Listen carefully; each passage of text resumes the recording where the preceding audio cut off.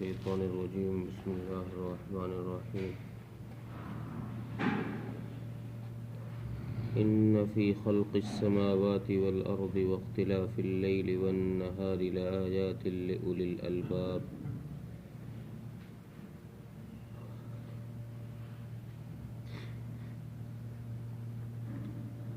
اس آیت کے اندر اللہ تبارک و تعالی نے توحید کو بیان فرمایا ہے اور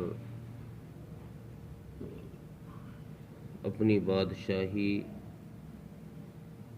اور اپنے رب ہونے کا اعلان اس آیت میں فرمایا ہے۔ اس آیت کا شان نزول یہ ہوا ہے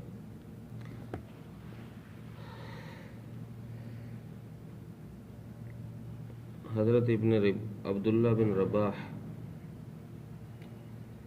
حضرت امی عائشہ رضی اللہ عنہا کے پاس تشریف لے گئے اور حضرت امی عائشہ رضی اللہ عنہا سے پوچھا کہ مجھے رسول اللہ صلی اللہ علیہ وسلم کی کوئی ایسی چیز بتاؤ جو عجیب ہو۔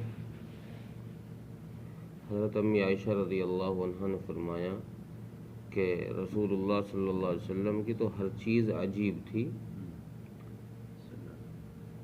لیکن میں تمہیں ایک چیز بتاتی ہوں کہ ایک دن رسول اکرم صلی اللہ علیہ وسلم میرے پاس تشریف لائے میرے حجرے میں اور میرے لحاف میں آ کر لیٹ گئے۔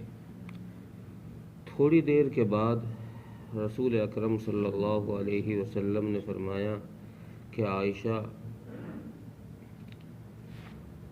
چھوڑ، میں تو اپنے رب کی عبادت کروں، اور پھر آپ صلی اللہ علیہ وسلم میرے بستر سے کھڑے ہو گئے۔ پھر آپ نے وضو فرمایا اور نماز کی نیت باندھ لی۔ حضرت امی عائشہ فرماتی ہیں کہ آپ صلی اللہ علیہ وسلم نے ایک لمبی رکعت کی اور کھڑے کھڑے اتنے روئے کہ آپ کی داڑھی مبارک اور آنسو آپ کے سینے پر بہہ رہے۔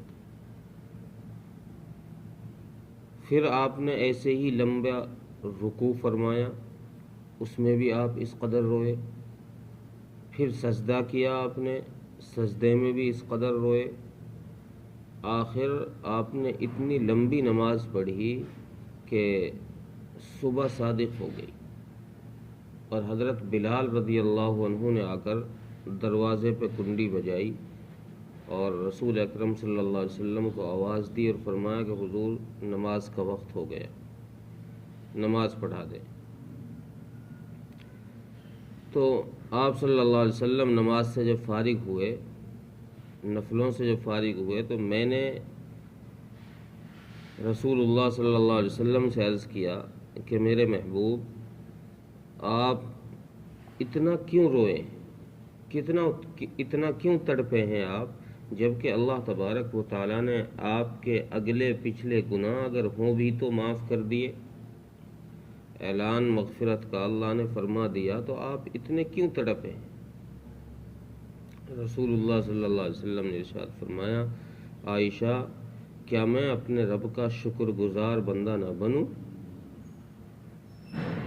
کیا میں اپنے رب کا شکر گزار بندہ نہ بنوں؟ حالانکہ آج ہی مجھ پر اللہ تبارک و تعالیٰ نے یہ آیت کریمہ نازل فرمائی اور پھر آپ نے یہ آیت تلاوت فرمائی، ان فی خلق السماوات والارض واختلاف اللیل والنہار لآیات لأولی الالباب، اور فرمایا کہ جو شخص اس آیت کو پڑھے اور اس میں غور نہ کرے اس کے لیے ہلاکت ہے۔ وہ کم عقل آدمی ہے جو اس میں غور نہ کرے۔ اب اس آیت میں غور کے کئی مسئلے ہیں۔ سب سے پہلی چیز تو اس آیت میں غور یہ کرنا ہے کہ اللہ تبارک و تعالیٰ فرما رہے ہیں کہ میں خلق السماوات والارض ہوں، آسمان و زمین کا پیدا کرنے والا ہوں۔ خلق کہتے ہیں کسی چیز کا ایجاد کرنا۔ تو اللہ تبارک و تعالیٰ نے خلق فرما کر اس طرف اشارہ کیا کہ یہ آسمان و زمین اور اس میں جتنی مخلوقات تمہیں دکھائی دے رہی ہیں اور جتنی مخلوقات تمہیں دکھائی نہیں دے رہی، ان سب کا میں ہی خالق ہوں، ان سب کو میں نے ہی پیدا کیا ہے۔ لہذا ان کی سب کی شکل و صورت میں اور ان کی حیات میں تمہیں غور کرنا چاہیے اور غور کر کر میری ذات پر ایمان لانا چاہیے۔ دنیا میں کتنی قسم کی مخلوقات اللہ تبارک و تعالیٰ نے پیدا فرما دی، کسی کی شکل کیا ہے، کسی کی شکل کیا ہے، کسی کی عمر کتنی، کسی کی عمر کتنی، کوئی کس طرح کی۔ تو دنیا میں بے شمار مخلوقات اللہ نے پیدا فرمائیں اور فرمایا کہ ان مخلوقات میں غور کر کر تمہیں میری قدرت کو پہچاننا چاہیے، ان میں تدبر کرنا چاہیے۔ اور السماوات کہہ کر اس طرف اشارہ کیا ہے کہ جتنی بلندیاں ہیں وہ ساری، اور والارض فرما کر جتنی پستیاں ہیں، جتنی نیچائیاں ہیں وہ ساری، اللہ فرما رہے ہیں ان سب کو میں نے ہی بنایا ہے، میں ان سب پر حاوی ہوں، ان سب کو محیط ہوں، اس لیے میری ذات کو ان تمام چیزوں میں غور و فکر کر کے میری ذات پر ایمان لے کر آؤ۔ اور اسی طریقے سے تمہیں میری ذات پر ایمان لانے کے لیے ایک چیز میں اور غور کرنا ہے، وہ ہے دن اور رات کا بدلنا۔ واختلاف اللیل والنہار، یہاں دن اور رات کے بدلنے سے مفسرین نے لکھا ہے کہ کئی معنی اس کے ہو سکتے ہیں۔ ایک تو یہ ہے کہ یہاں مراد ہو سکتا ہے رات کا آنا دن کا چلے جانا، دن کا آنا رات کا چلا جانا، یہ بھی مراد ہو سکتا ہے۔ بعض نے فرمایا ہے کہ یہ بھی مراد ہو سکتا ہے کہ دن اور رات کا چھوٹا بڑا ہونا، جیسے سردیوں میں رات بڑی ہو جاتی ہے، دن چھوٹا ہو جاتا ہے، گرمیوں میں دن بڑا رات چھوٹی ہو جاتی ہے۔ اور یہاں یہ بھی مراد ہو سکتا ہے کہ وہ ممالک جن ممالک میں دن بہت لمبا ہوتا ہے، کئی مہینے کا دن ہوتا ہے، وہ بھی مراد ہو سکتا ہے۔ رات تھوڑی ہوتی ہے، یہ بھی مراد ہو سکتا ہے۔ لیکن اللہ تعالیٰ نے فرمایا کہ یہ ساری کاریگری، یہ دن اور رات کا گھٹانا بڑھانا یا آنا جانا، ان سب میں تمہیں غور کرنے سے میری قدرت پر ایمان لانا چاہیے، ان سب میں غور و فکر کر کے۔ اور فرمایا کہ ان میں غور و فکر کرنے والے لوگ کون؟ اللہ فرما رہے ہیں کہ ان میں غور و فکر کرنے والے لوگ وہ ہیں جو عقل مند ہیں، اولی الالباب۔ ان میں اللہ کی قدرت کی نشانیاں ہیں، آسمان و زمین کے بنانے میں، دن اور رات کے آنے جانے میں، ان میں اللہ کی قدرت کی نشانیاں ہیں۔ ان نشانیوں کو دیکھ کر اللہ کی ذات پر ایمان لانا، اللہ کی ذات کو تسلیم کرنا۔ اب ان نشانیوں کو دیکھے گا کون؟ ان میں غور و فکر کون کرے گا؟ تدبر کون کرے گا؟ اللہ فرما رہے ہیں کہ ان میں تدبر کرنے والے لوگ وہ ہیں جو عقل مند ہیں۔ اب یہاں اولی الالباب میں غور یہ کرنا ہے کہ اس دنیا میں بے وقوف سے بے وقوف آدمی بھی اپنے آپ کو بے وقوف نہیں مانتا، کم عقل سے کم عقل آدمی بھی اپنے آپ کو بے وقوف نہیں تسلیم کرتا، وہ بھی سمجھتا ہے، وہ بھی کہتا ہے کہ میں تو عقل مند ہوں، ہوشیار ہوں، تم بے وقوف ہو۔ تو یہاں عقل مند سے کون مراد ہے؟ اللہ تبارک و تعالیٰ نے قرآن کریم میں عقل مند کی سب سے پہلی پہچان بتلائی کہ عقل مند کی سب سے پہلی پہچان یہ ہے کہ وہ اللہ کی ذات پر ایمان لے کر آئے۔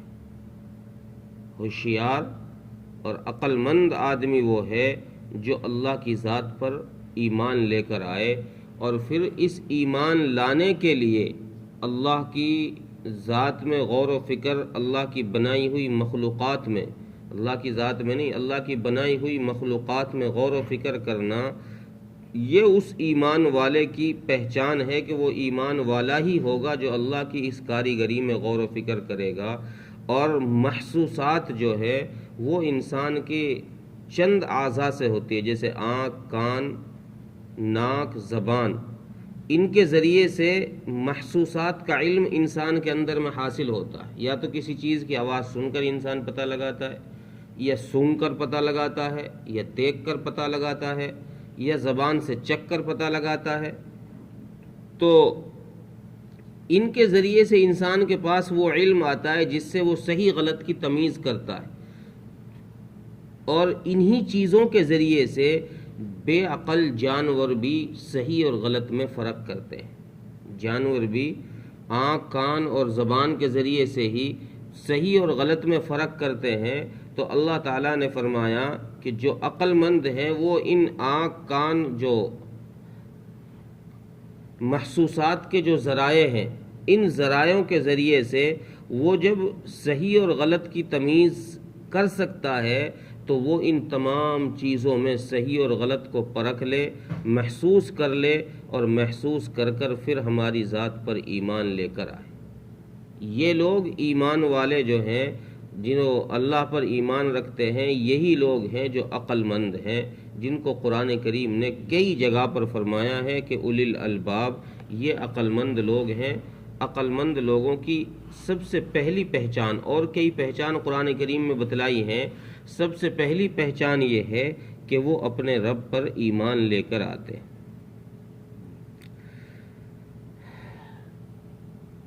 ترجمہ دیکھیں، ان فی خلق السماوات والارض واختلاف اللیل والنہار، بے شک آسمان و زمین کے پیدا کرنے میں اور دن اور رات کے عدلنے بدلنے میں نشانیاں ہیں لِأُولِي الْأَلْبَاب، عقل مندوں کے لیے۔ اللہ تعالیٰ عمل کی توفیق۔